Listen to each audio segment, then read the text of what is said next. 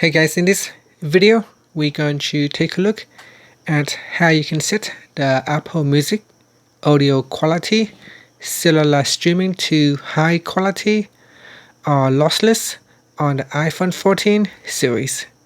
First, let's go back to the home screen by swiping up at the bottom of the screen.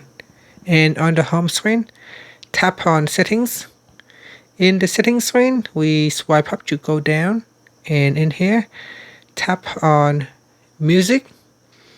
Next, we go down and tap on Audio Quality, and then tap on Cellular Streaming.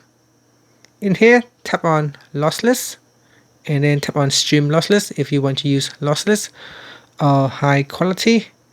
Other available options are high efficiency or high res lossless. Now at the top here, make sure that you turn on lossless audio if you want to have an lossless option in the list here. So make sure you turn on lossless audio before you can select them from the list.